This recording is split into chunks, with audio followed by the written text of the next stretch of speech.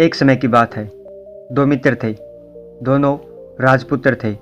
दोनों का शरीर अत्यंत सुंदर, राजमहलों में रहने वाले तथा दोनों के पास सुंदर स्त्रियां, सुंदर वस्त्र, आभूषण, ठाट बाट और वैभव, इतनी संपन्नता के बीच में दोनों आराम से रहते थे। एक बार की बात है कि दोनों मित्रों के मिलन को बहुत समय बीत गया।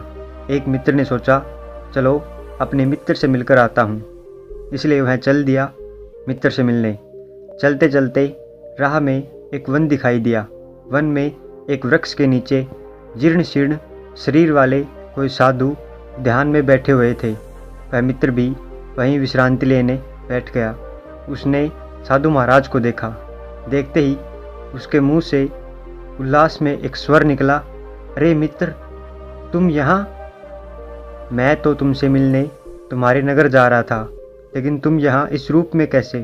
वह स्वयं जिस मित्र से मिलने जा रहा था वही राजकुमार यहाँ साधु वेश में विराजे हुए थे। तब वहाँ जंगल में उनका जो वार्तालाप हुआ वो इस प्रकार है कि साधु ने कहा, मित्र, वह वैभव आदि सब कुछ छोड़कर मैं साधु बना हूँ, आत्मा का साधक बना हूँ।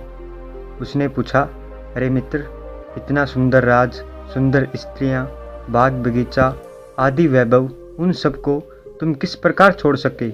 वे सब सुंदर पदार्थ तुम्हें कैसे ऐसार लगने लगे? साधु बोले, सुनो मित्र, ये सब सुंदर वस्तुएं तो ज़रूर हैं, फिर भी ये सब सुंदर वस्तुएं जिसके सामने सर्वथा असुंदर भाषित होने लगे, ऐसी दूसरी ही कोई परम सुंदर वस्तु के दर्शन मैंने अपने अंदर किए हैं। अतः उस परम सुंदर वस्तु के सामने अन्य सभी वस्तुओं को असुंदर और असारभूत समझकर छोड़ दिया।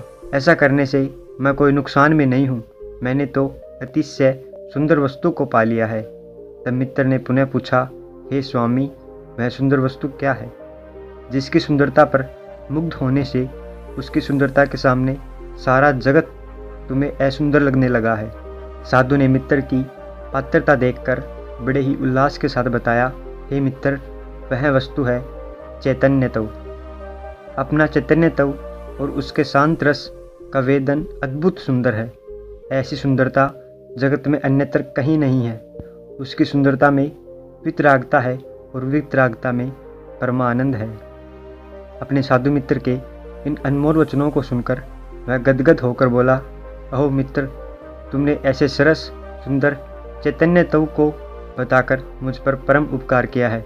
मैं भी अपने चैतन्य तव को अंगीकार करता हूँ और तुम्हारे साथ साधु दीक्षा ग्रहण करता हूँ। इस प्रकार दोनों राजकुमार जगत की मोह माया को छोड़कर साधु बनकर जंगल में तपस्या करने लगे और परमात्मा को प्राप्त करने की इच्छा से मोक्ष को ही अपने जीवन का लक्ष्य बना लिया।